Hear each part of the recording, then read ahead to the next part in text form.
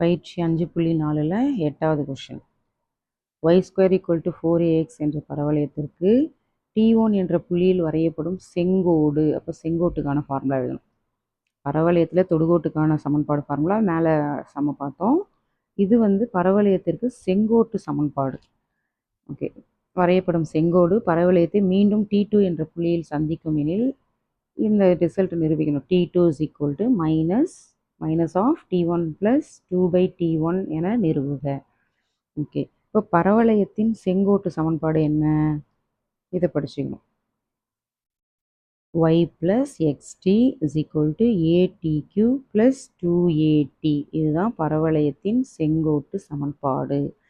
Okay, t = T1 எனில், அப்போது t வர இடத்துலலாம் நம்ம T1ன்னு போட்டு எழுதுனா இந்த சமன்பாடு 1 கிடைக்கும்.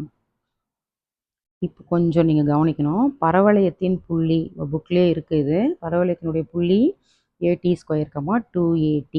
இந்த இடத்துல தான் நம்ம t = T2 எனில், அப்போது இந்த பாயிண்டில் T2 T2ன்னு போட்டு இந்த பாயிண்ட் எடுத்து வரும். இதை எடுத்துகிட்டு போய் சமன்பாடு 1ல் பிரதியிடணும். பரவளையத்தின் புள்ளி இது ஃபார்முலா இது at² 2at. அவங்க என்ன பண்ணுறாங்க, செங்கோடு பரவளையத்தை மீண்டும் T2v என்ற புள்ளியில் சந்திக்கின்றன. அப்போ t = T2 எனில் இங்கே t பதிலாக T2ன்னு போட்டு எழுதணும்.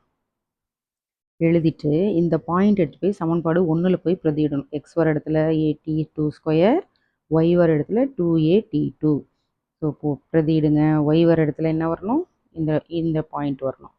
ப்ளஸ் x வர இடத்துல என்ன வரணும், at2². இந்த T1 அப்படியே எடுத்து எழுதணும். ஈக்குவல் டு இந்த சைடு எந்த சேஞ்சும் கிடையாது, அதை அப்படியே எடுத்து எழுத வேண்டியது தான். இப்போது இந்த டேர்ம் இங்கே இருக்குது. இந்த T1³ இந்த சைடு, அதாவது பவரில் இருக்கிறது எல்லாமே ஒரு பக்கமாக எடுத்துகிட்டு வந்துடணும் இல்லையா. இது இங்கே ஒரு பவர் இருக்குது, இது ஒரு பவர் இருக்குது. அப்போ இது ஆசிட்டிஸ் இங்கே இருக்குது, இது இந்த சைடு வந்தால் மைனஸ் ஆகிடும். ஏற்கனவே 2at1 இந்த சைடு இருக்குது. அப்போ இது இந்த சைடு எடுத்துகிட்டு வந்தீங்கன்னா -2at2ன்னு வந்துடும். இப்போ இதில் எதெல்லாம் பொதுவாக இருக்குது, ஏ பொதுவாக இருக்குது. T1 பாரு, இங்கே ஒரு T1 இருக்கா, இங்கே T1 இருக்குது, இங்கே T1³ இருக்குது. அப்போ AT1 வெளியில் எடுக்கிறீங்க. இப்போ ஏவும் வெளியில் போயிடுது, T1 வெளியில் போயிடுது. வெறும் யார் இருக்கா, T2². அதுதான் இங்கே எழுதுறீங்க. அடுத்த டேர்மில் இந்த மைனஸ் வரும். ஏ வெளியில் போயிடுச்சு, T1³ ஒரு T1 வெளியில் போயிடுச்சு. அப்போ மீதி இருக்குது T1² ஈக்குவல் டு இங்கே 2a பொது இருக்கும், அதை வெளியில் எடுத்துருங்க. மீதி உள்ளதை எடுத்து இங்கே எழுதுங்க. ஸோ இதில் பார்த்தீங்கன்னா AT1 அப்படியே வரும். இது பார்த்தா உங்களுக்கு தெரியும் a² - b² ஃபார்முலா. ஸோ இதை அப்ளை பண்ணால் இந்த 2 டேர்ம் கிடைக்கும். இதை எடுத்து அப்படியே எழுதுறீங்க. அடுத்து AT1 T2 + T1 T2 - T1 எடுத்து இங்கே மட்டும் ஒரு சின்ன சேஞ்சு ஈக்குவல் டு மைனஸை வெளியில் எடுக்கிறீங்க. மைனஸை வெளியில் எடுக்கும்போது இது மைனஸ் ஆகிடும், இது ப்ளஸ் ஆகிடும். ஓகே, ஸோ ப்ளஸ் டேர்மை ஃபஸ்ட்டாகவும் மைனஸ் டேர்மை ரெண்டாவதாகவும் எழுதியிருக்கிறேன். இப்போ இந்த வெளியில் இருக்கிற அந்த மைனஸ் இங்கே எழுதுகிறோம். அப்போ -2a × T2 - T1. யாரெல்லாம் கேன்சல் ஆகுறாங்க, ஏ கேன்சல் ஆகுறாங்க. அப்புறம் இந்த டேர்ம் கேன்சல் ஆகுது. கேன்சல் ஆனது போக மீதி யார் இருக்கிறா, T1 இந்த டேர்ம் இருக்குது. இங்கே -2 மட்டும்தான் இருக்குது. ஓகே, ப்ராக்கெட்டில் இருக்கிற T2 + T1 மட்டும் இங்கே இருக்கட்டும். ஈக்குவல் டு -2, இது பெருக்கலாக இருக்கிற T1 ஈக்குவல் டு இந்த சைடு வந்தால் வகுத்தலாக மாறும். இப்போ T2 = இந்த டேர்ம் எழுதுறீங்க. இந்த T1 இந்த சைடு வந்துச்சுன்னா -T1 மாறும்.